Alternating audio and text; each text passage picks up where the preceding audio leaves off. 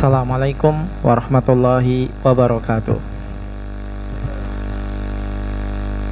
Innal hamdalillah nahmaduhu wa nasta'inuhu wa nastaghfiruh wa na'udzu billahi min syururi anfusina wa min sayyiati a'malina. Man yahdihillahu fala mudhillalah wa may yudlil fala hadiyalah.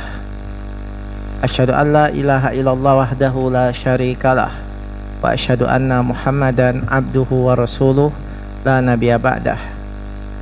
Ya ayyuhalladzina amanu taqullaha haqqa tuqatih wa la tamutunna illa wa antum muslimun. Ya ayyuhalladzina amanu taqullaha wa qulu qawlan sadida yuslih lakum a'malakum wa yaghfir lakum dzunubakum wa may yuti'illaha wa rasulahu faqad faza fawzan 'azima. Amma ba'da, fa inna asdaqal hadithi kitabullah wa khairal huda huda Muhammadin sallallahu alaihi wasallam wa syarrul umuri muhdatsatuha. Hadirin jamaah Masjid Darul Ikhwan, a'azzani Allah wa iyyakum jami'an. Alhamdulillah kita berkumpul di kesempatan malam hari ini dalam rangka untuk duduk di majelis ilmu membahas kitab fikih dari kitab Umdatul Ahkam Syarah Taysirul Alam. Kita memasuki hadis berikutnya tentang bab salat. Berkata mu'alif rahimahullah, an Abdullah bin Umar radhiyallahu anhuma, dari Abdullah bin Umar radhiyallahu anhuma, anna Nabiyya sallallahu alaihi wasallam kana yarfa'u yadayhi hatwa mankibaihi idza iftataha as-shalah. Sesungguhnya Nabi Muhammad SAW, beliau mengangkat kedua telapak tangannya sejajar dengan pundaknya ketika beliau membuka sholatnya. Wa idza kabbara liruku', apabila beliau mau takbir dalam ruku'. Wa idza rafa'a ra'sahu minar ruku', begitu juga ketika beliau mengangkat kepalanya dari ruku'.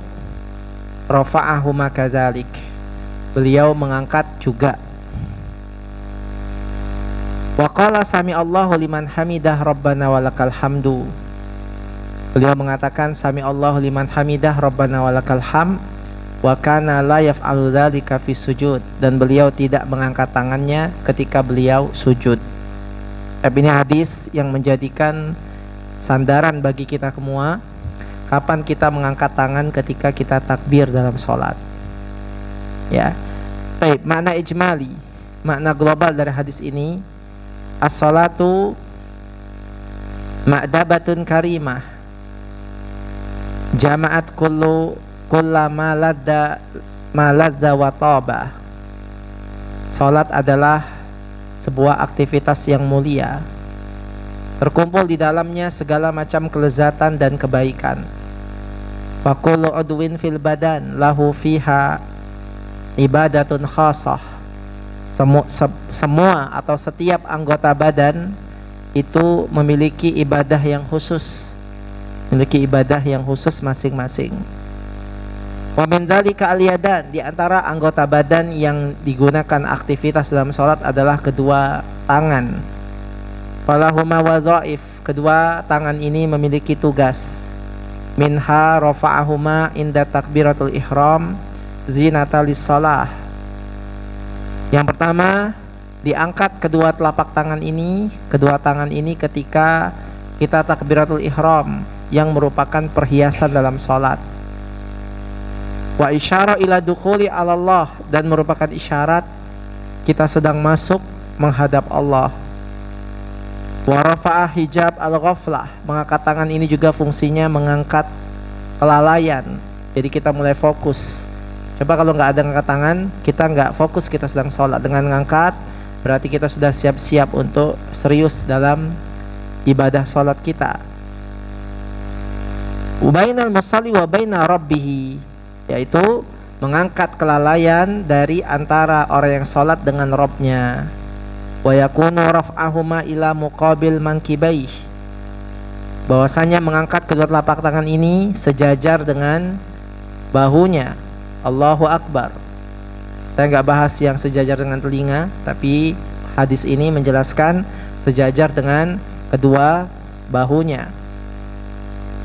Wa rafa'ahuma aidan liruku' fi jami'i rakaat. Dan Rasulullah SAW juga mengangkat kedua telapak tangan ketika mau ruku dalam setiap rakaat. Allahu Akbar. Jadi kalau kita mau ruku, angkat tangan dulu. Wa idza rafa'a ra'sahu minar ruku', begitu juga ketika kita mengangkat kepala kita dari ruku, yaitu ketika sami Allahu liman hamidah. Juga sama, kita juga mengangkat kedua telapak tangan kita, mengangkat kedua tangan kita. Fi kulli raka'ah, di setiap rakaat. Nah, ini beberapa tempat yang kita semua ya dianjurkan untuk mengangkat kedua telapak tangan. Fi hadal hadis tasrihu minarawi anna Nabi sallallahu alaihi wasallam la yaf'alu dzalika fi sujud. Dalam hadis ini juga secara sharih, secara jelas dari perawi hadis ini yaitu Abdullah bin Umar, beliau menegaskan sesungguhnya Nabi sallallahu alaihi wasallam tidak mengangkat tangannya ketika mau sujud. Jadi ketika mau ruku saja, dan ketika mau ngangkat dari ruku, dan ketika takbiratul ihram. Adapun ketika mau sujud tidak ada ngangkat kedua telapak tangan. Baik, langsung kita bahas ikhtilaful ulama, perbedaan pendapat ulama dalam hal ini. Berkata penulis kitab ini, ajma'al ulama ala masyru'iyati raf'il yadain inda takbiratul ihram li tawaturil ahadis fi dzalika. Para ulama berijma, sepakat disyariatkannya mengangkat kedua telapak tangan, kedua tangan ketika takbiratul ihram, karena hadisnya mutawatir, bukan hadis yang ahad, diriwayatkan oleh banyak sahabat. Rasulullah SAW kalau takbiratul ihram itu mengangkat kedua telapak tangannya. Haisuruya an khamsina sahabiyan, di mana yang meriwayatkan ini sebanyak 50 sahabat, sehingga dia bukan hadis ahad ya. Di antaranya minhum al-asyratu mubasysyiruna bil jannah, di antara sahabat yang meriwayatkan mengangkat kedua telapak tangan dalam takbirul ihram adalah 10 sahabat yang dijamin masuk surga. Jadi kalau takbirul ihram semua sepakat, ijma, wajib angkat kedua telapak tangan. Kalau kita katakan Allahu Akbar langsung, ini tidak sah. Makanya kalau kita misalnya kita mau ketinggalan masbuk misalnya, jangan langsung ruku, takbir dulu. Itu yang benar, Allahu Akbar, baru kita ruku. Boleh kita Allahu Akbar langsung ke tangan, kemudian Allahu Akbar lagi ruku. Boleh juga langsung Allahu Akbar langsung ruku, tidak usah ke tangan, karena kita sudah menggabungkan takbiratul ihram itu dengan takbir untuk ruku. Nah, jadi seperti itu. Jadi jangan langsung ruku, tapi angkat dulu kedua telapak tangannya, karena ini adalah ijma para sahabat tentang hal tersebut. Disyariatkannya mengangkat kedua telapak tangan ketika takbiratul ihram. Kemudian waqtalafal ulama fi raf'il yadain inda ghairiha. Tetapi ulama berbeda pendapat tentang hukum mengangkat kedua tangan selain takbiratul ihram. Ya. Padahaba jumhur sahabah wa tabi'in wa min ba'dihim wa minhum al-imaman Asy-Syafi'i wa Ahmad ila istihbabi dzalika fi hadis salasa al-mawadi' madhkurah fi hadal hadis. Jumhur sahabat Nabi, mayoritas sahabat Nabi, kemudian tabi'in dan sesudahnya seperti Imam Syafi'i dan Imam Ahmad, mereka berpendapat sunnahnya, sunnah ya, jadi nggak wajib, sunnahnya untuk mengangkat kedua tangan di 3 tempat yang disebutkan dalam hadis, yaitu pertama adalah ya ketika mau ruku, kemudian ketika mau bangkit dari ruku. Berarti kalau kita misalnya lihat di sini, berarti takbiratul ihram 3 tempat ya, istihbab dzalika bisalasil mawadi'. Kemudian berkata Ibnu Munzir, Ibnu Madini, hadal hadis hujjah alal khalqi, hadis ini merupakan hujjah kepada kita semua. Wa man sami'ahu fa'alaihi an ya'mal bih, ya, barang siapa yang mendengarnya maka wajib untuk mengamalkannya, maka hendaklah dia mengamalkannya. Wa qala Ibnu Qayyim rawa rafa'anhu sallallahu fi hadil mawatin salasa nahwa min salatina nafsan. Kata Ibnu Qayyim, beliau meriwayatkan tentang mengangkat, ya, mengangkat tangan di 3 tempat ini diriwayatkan oleh sebanyak 30, ya, 30 orang. Wattafaqo ala riwayatihima al-asyarah, dan yang sepakat meriwayatkannya ada 10 orang. Wa qala al-Hakim, dan Hakim mengatakan la na'lamu sunnah ittafaqo ala riwayatiha al-khulafa al-arba'ah famal asyarah famam ba'dahum min akbari akabiri sahabah ghairi hadis sunnah. Kata Al-Hakim, kami tidak mengetahui sunnahnya tentang, ya, sepakatnya, ya, mengangkat tangan di 3 tempat ini dari riwayat Imam Khulafaur Rasyidin yang 4, kemudian dari 10 orang yang dijamin masuk surga, dan sesudahnya dari kalangan kibarus sahabah.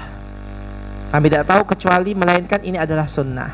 Nah, jadi kata Hakim, ya, riwayat yang menyebutkan tentang mengangkat kedua telapak tangan di 3 tempat, ketika takbiratul ihram, ketika ruku, dan ketika bangkit dari ruku, ini adalah diriwayatkan oleh kibarus sahabah. Jadi tidak diragukan akan kesunahannya, tidak diragukan tentang pensyariatannya. Baik, wa fi riwayati anil Imam Ahmad ikhtaroha al-Majid wa hafiduhu Syekhul Islam Ibnu Taimiyah wa hafiduhu Syekhul Islam Ibnu Taimiyah wa sahiba al-Fa'iq wal Furu' wa ikhtiyara Syekh Abdurrahman As-Sa'di wa riwayatul Imam Syafi'i wa ta'ifah min ashabah jamaah min alil hadis ana raf'al yadain yustahabbu fi mawadi rabi'. Diriwayatkan oleh Imam Ahmad, ya, dan dipilih oleh Al-Majid, dan juga Syekhul Islam Ibnu Taimiyah, dan juga dipilih oleh Syekh Abdurrahman As-Sa'di, diriwayatkan oleh Imam Asy-Syafi'i dan sekelompok sahabat dan sekelompok ahlul hadis, bahwasanya mengangkat kedua telapak tangan ini ternyata ada di 4 tempat, bukan cuma 3 saja, ada 4 tempat.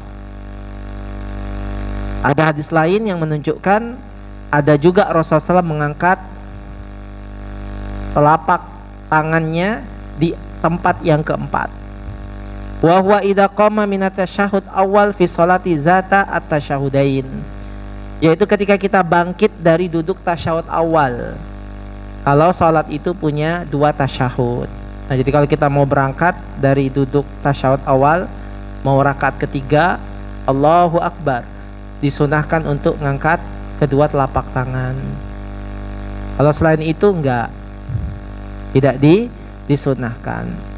Jadi ada 4 tempat, ya, plus yang terakhir, ngangkat tangan itu adalah ketika kita bangkit dari duduk tasyahud awal di rakaat yang kedua.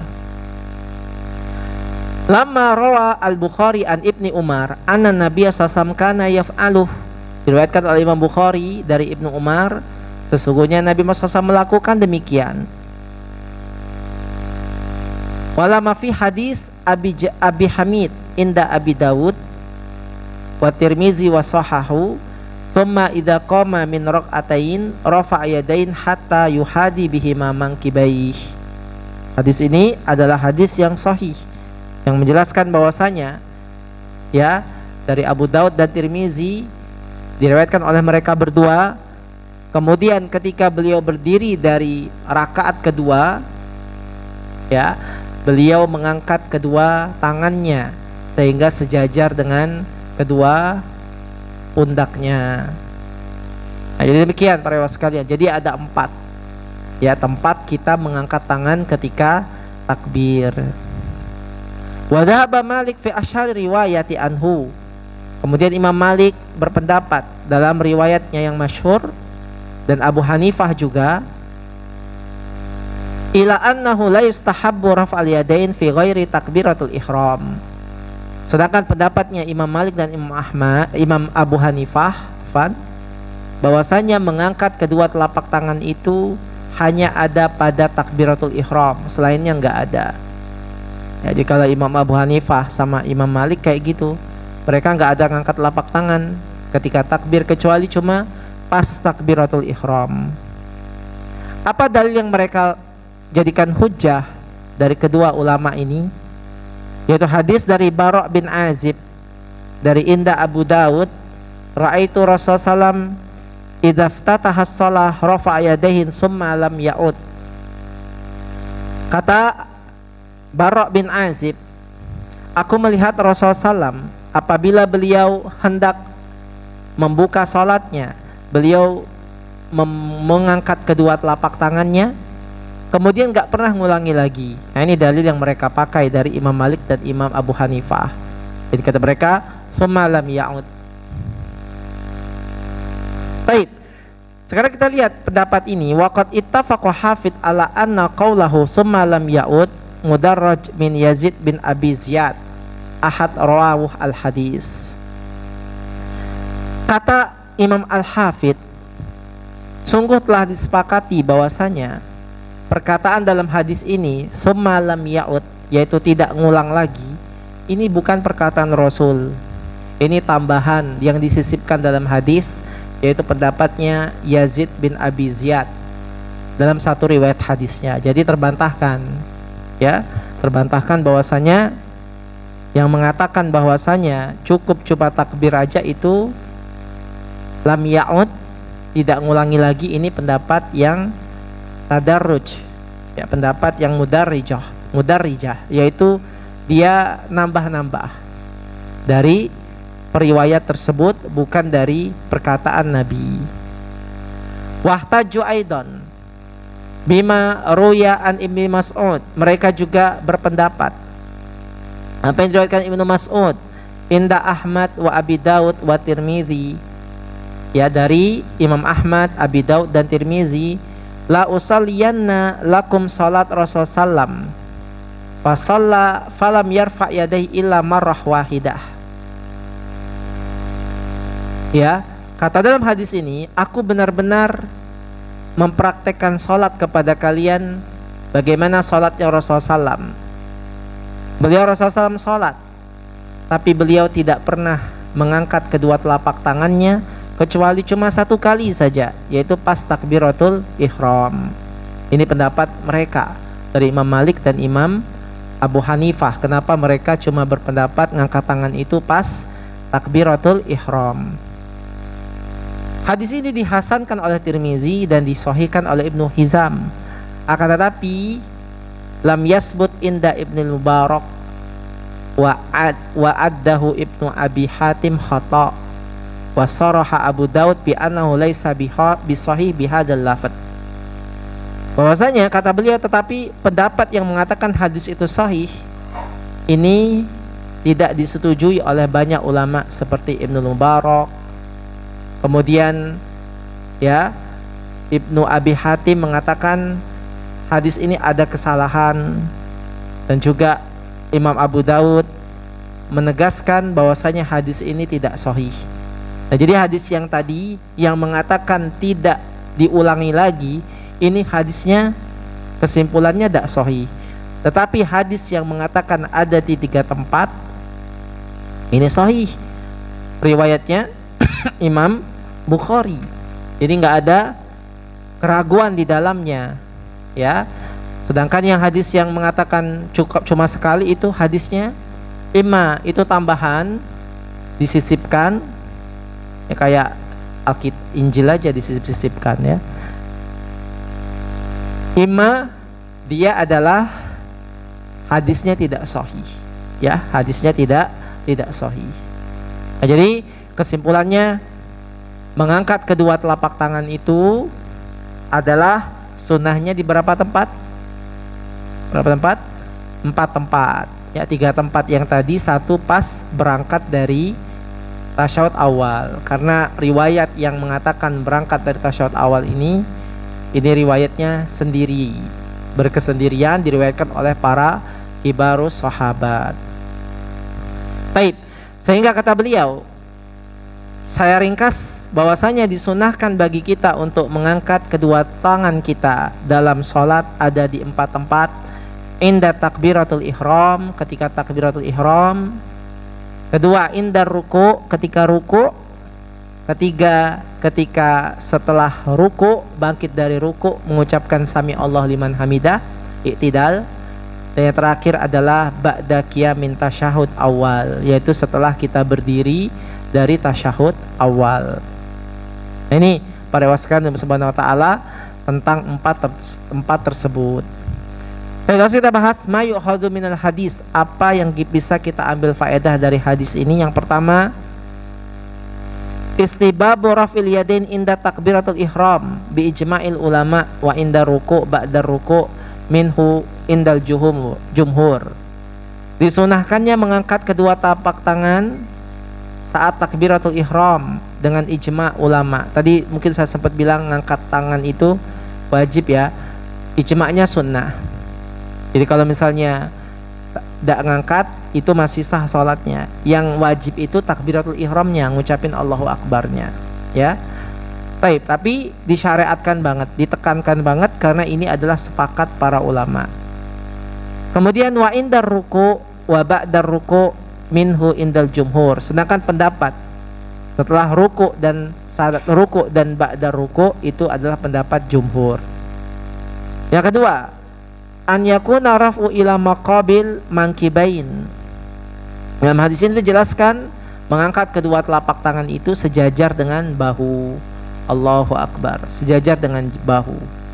Ya, hadis yang menjelaskan ini sejajar dengan bahu. Yang ketiga, anna Nabi SAW lam yaf'al rafa' fi sujud. Sesungguhnya Nabi SAW tidak pernah mengangkat kedua telapak tangan ketika mau sujud, gak ada. Ya, beliau tidak mengangkat kedua telapak tangan ketika mau sujud. Kemudian yang keempat, hikamullahu fi dzalika katsirah. Hikmah mengangkat kedua tangan ini ada hikmah yang sangat banyak.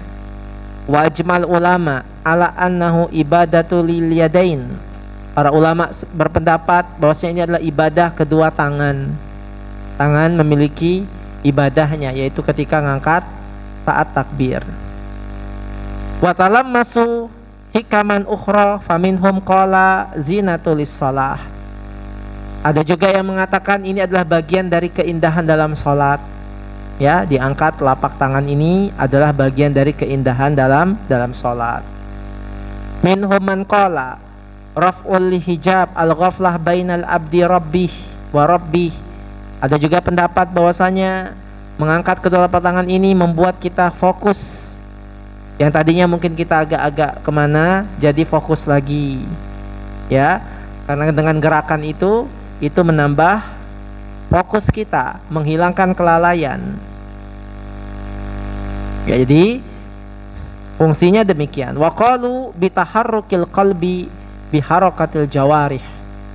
Mereka mengatakan bahwasanya pergerakan hati itu terpancar dari pergerakan anggota badan.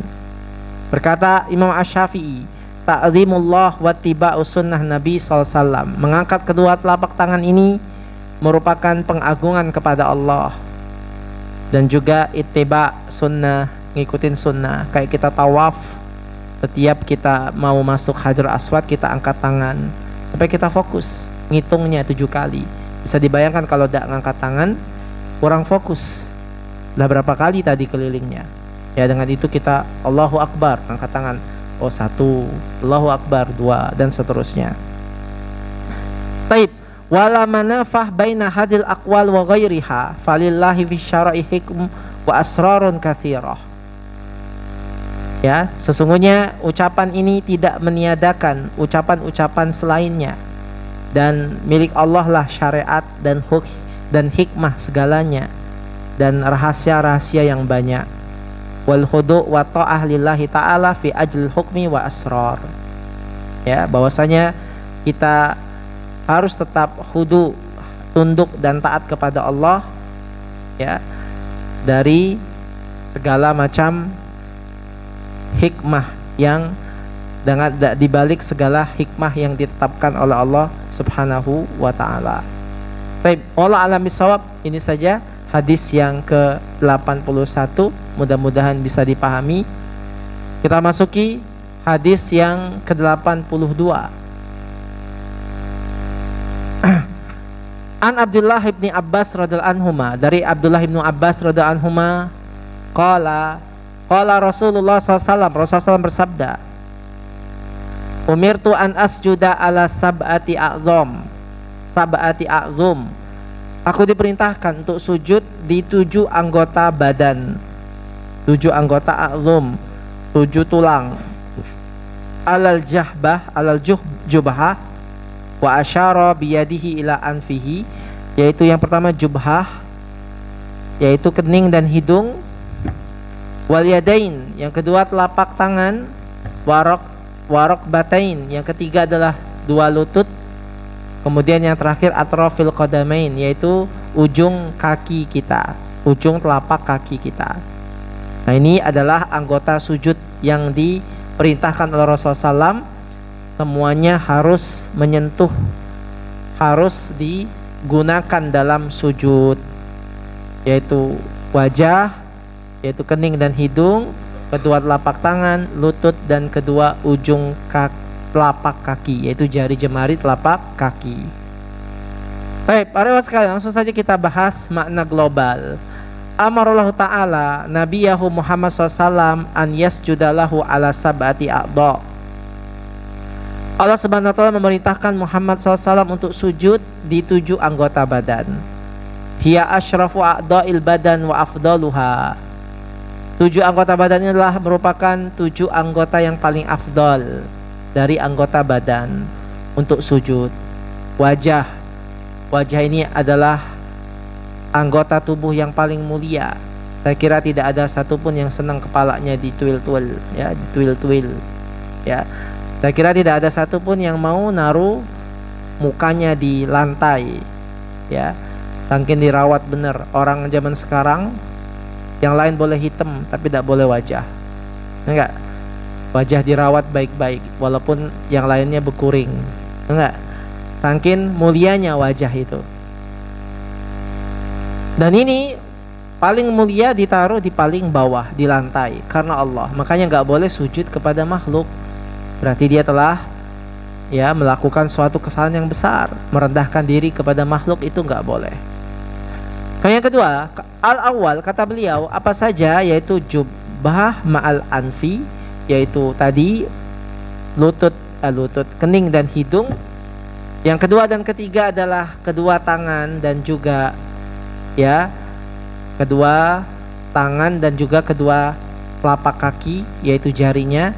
Dan yang keempat adalah yang kelima adalah kedua rukbatai, yaitu kedua lutut.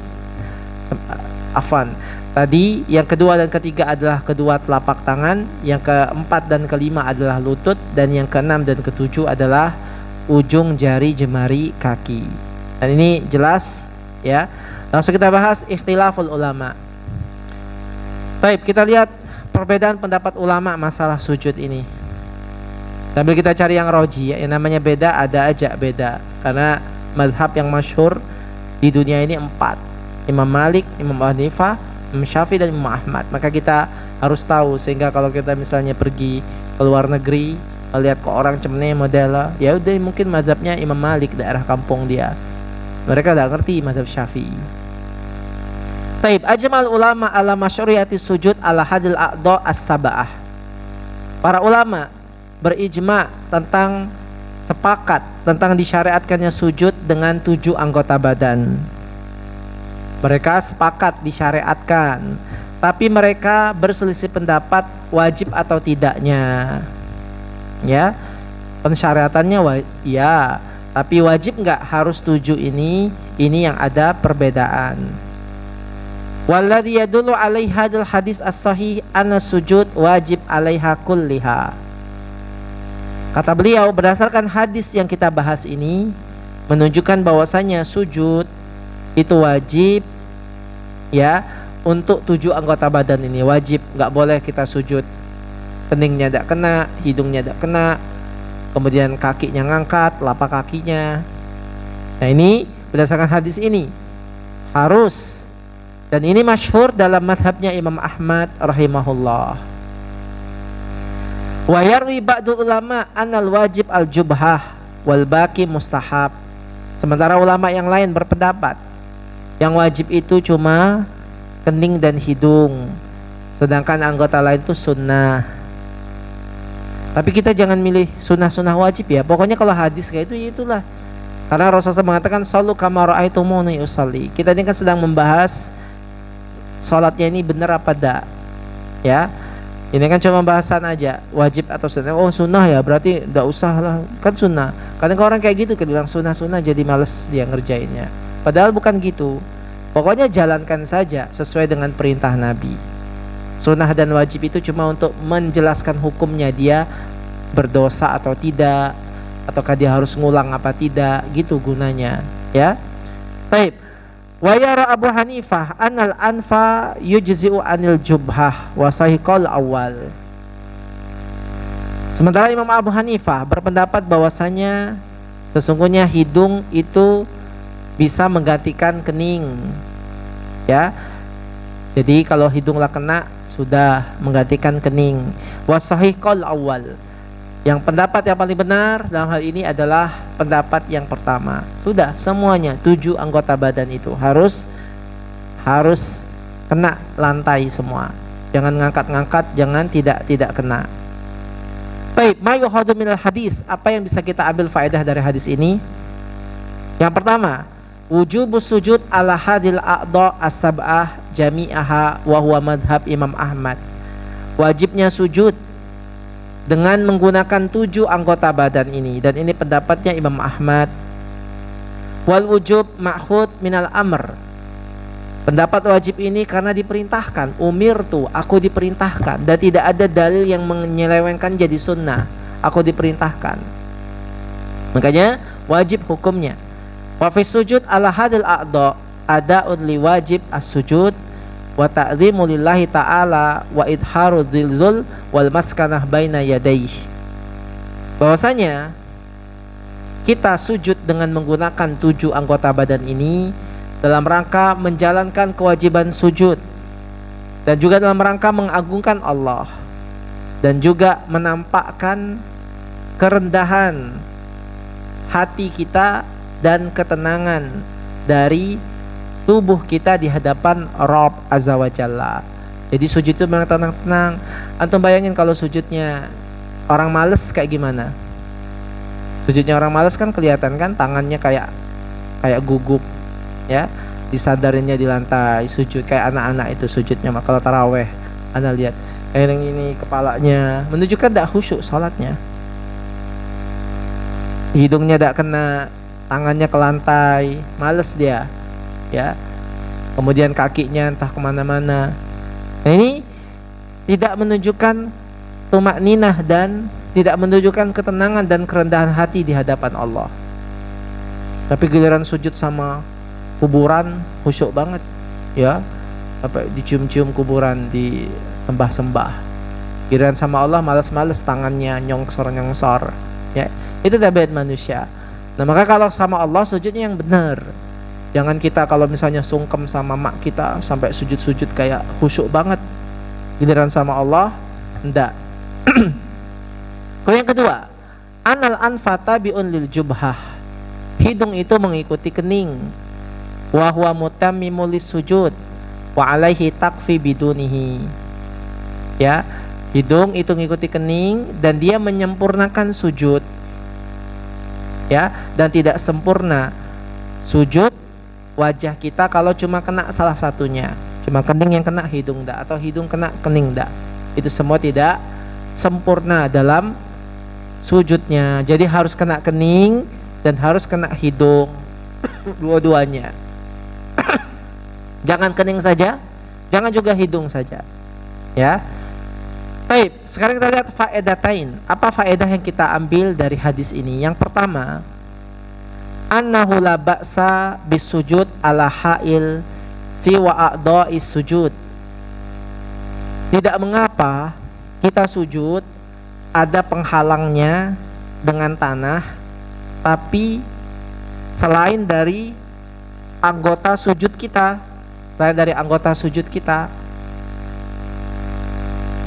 ya, tidak mengapa kita itu sujud, kening kita terhalang, tapi dari selain anggota sujud kita. Fa innahu yahrumu an yada'a jubhatahu ala yadayhi asna'a dzalika. Sehingga haram hukumnya kalau kita sujud sementara kening kita atau hidung kita terhalangi dengan kedua tangan kita. Ya, tangannya dirapetin. Nah, gitu. Haram hukumnya. Ya. Li'anna yadaihi min a'dha'i mutasilah bis sujud. Karena tangan adalah bagian dari anggota sujud. Jadi jangan sampai menghalangi salah satu anggota yang lain seperti wajah kita, kening dan hidung kita. Jadi jangan sampai sujudnya kayak gitu. Boleh, haram hukumnya, kata Syekh, berdasarkan kewajibannya untuk sujud yang benar tadi. Kemudian wa yakrahu sujud ala mata salabihi min saub wa imamah ila ma'ahajah. Dimakruhkan kalau kita sujud kening kita terhalangi apa yang kita pakai, seperti baju kita, imamah, kopiah, dan semisalnya, kecuali dengan hajat. Nah, kecuali kayak kopiah ini, ya, ini jangan kayak gini pas lagi sujud, tapi angkat sedikit biar dia terkena anggota sujud. Kalau misalnya tidak sujud terserah, karena kan ini masalah kerapian. Masa anak kayak gini ngisi kajian? Enggak. Ini kan cuma pas ngisi kajian, ya. Jadi kalau pas lagi sujud, ya angkat sedikit biar keningnya kena. Baik, kata beliau, makruh hukumnya ketika sujud kening itu terhalangi imamah kecuali ada hajat. Seperti apa hajatnya? Karena panas, lantainya panas, kalau kena kening sakit, ya nggak masalah. Kalau panas atau lebar atau dingin atau syauk, ada duri di situ, atau ada khushunatil ard, banyak kerikil-kerikil di tanahnya, ya, fala yakruh hina dzaka. Kalau seperti itu enggak makruh hukumnya. Nah, jadi kalau misalnya tidak ada penghalang, maka usahakan sujud itu keningnya benar-benar tertekan ke lantai, nempel ke lantai, ya. Wala yakrahu sujud aidan ala ha'il ghairi muttasil bih kasajadah wa nahwihima. Dan tidak makruh kalau sujud kening kita terhalang oleh yang tidak ada kaitannya dengan yang kita pakai, seperti karpet atau sajadah. Kan kalau kita sujud di atas karpet atau sajadah kan berarti menghalangi dengan tanah kan, dengan lantai asli ada penghalang. Tapi nggak masalah itu, karena itulah bagian dari lantainya, ya. Jadi tidak masalah. Yang dilarang itu atau yang makruh, dimakruhkan ulama tapi sah ya sholatnya, makruh saja itu kalau keningnya terhalangi dari yang kita pakai. Kemudian asalnya an yado a'da as-sujudihi bitartib alladhi kana Nabi SAW yaf'aluh. Yang kedua adalah hendaklah kita meletakkan anggota sujud kita dengan tertib ketika sujud, sebagaimana yang dilakukan oleh Nabi Muhammad SAW. Bagaimana tartibnya sujud, wa huwa an yado'a rukbatayhi thumma yadayhi, yaitu dengan meletakkan lutut dulu baru telapak tangan. Nah, antum kalau lihat kitab ini ya, penulis merojikan pendapat kalau sujud lutut dulu baru kedua telapak tangan. Kalau antum misalnya tangan dulu baru lutut, itu antum baca Sifat Salat Nabi karya Syekh Al-Albani rahimahullah.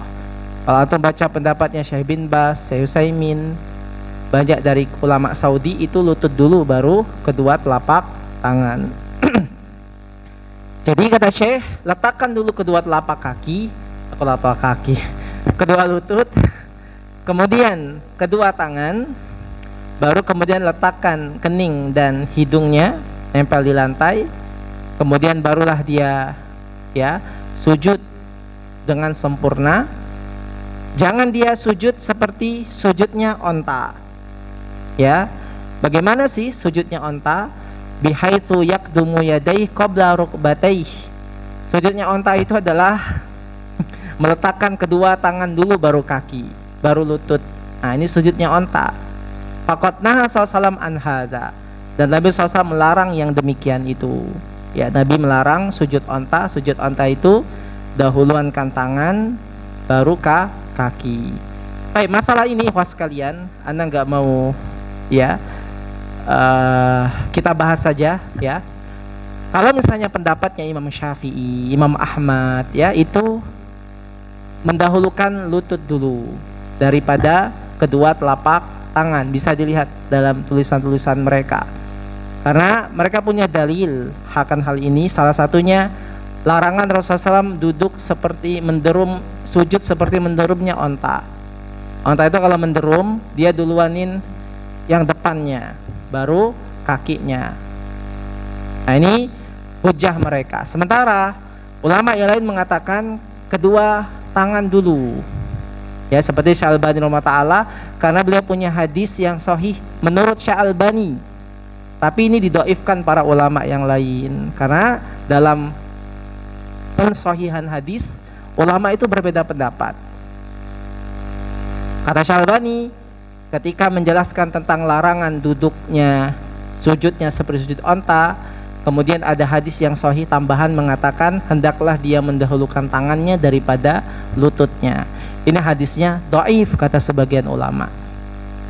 Tetapi Syalbani mendoifkan hadis yang mengatakan duluan lutut daripada tangannya, sehingga muncullah berbagai macam qaul dan pendapat. Sehingga kalau kita lihat pendapatnya Imam Malik dan Imam Abu Hanifah, mereka berpendapat bebas, mau tangan dulu, mau kaki dulu, mau tangan dulu atau lutut dulu boleh. Yang tidak boleh kening dulu. Kalau kening dulu nyuncep antum, ya. Sehingga kayak pendapatnya Syekh bin Bas rahimahullah, ya, beliau mengatakan bahwasanya boleh dua-duanya, mana tangan mana lutut, karena hadisnya tidak sepakat kesahihannya dua-duanya. Masalah tangan dulu atau lutut dulu, mentafsirkan cara menderumnya onta juga multitafsir para ulama. Nah, ini kembali lagi seperti hukum khilaf yang dimaklumi, khilaf yang rahmat, sehingga kita bisa tolerir yang lutut dulu, mana yang tangan dulu. Ya, ini adalah sebagaimana kita bersedekap di dada, ada yang mendoifkan, di atas berat mendoifkan, sehingga Rasulullah SAW, sehingga tidak ada dalil yang semuanya saling bantah-bantah, jadi bebas milih ya, di mana dia. Wallahu alam bisawab ya, antum pilih yang mana terserah. Yang pasti yang dilarang itu adalah seperti onta ketika sujud itu gerbok. Nah, itu yang dilarang para ulama. Ini gedebuk ya, jatuh-jatuhin badan tuh nggak boleh. Sehingga mana yang nyaman bagi antum? Karena orang yang badannya besar dan badan yang kurus beda kenyamanannya. Orang tua dan orang muda beda kenyamanannya. Sehingga bebas dipilih mana yang dia inginkan. Allah alam bisawab. Tetapi kalau misalnya kita masih berpendapat Syalbani, itu juga ada hujahnya. Dan yang mau berpendapat seperti Syekh Utsaimin, Syekh bin Bas juga itu hujahnya kuat. Ya, mau dua-duanya selang-seling, mana yang dia inginkan juga punya hujah masing-masing. Wallahu alam bisawab. Ini saja. Wassalamu Muhammadin wa ala alihi wasallam. Subhanakallahumma bihamdik asyhadu an la ilaha illa anta astaghfiruka wa atubu ilaik. Wassalamualaikum warahmatullahi wabarakatuh.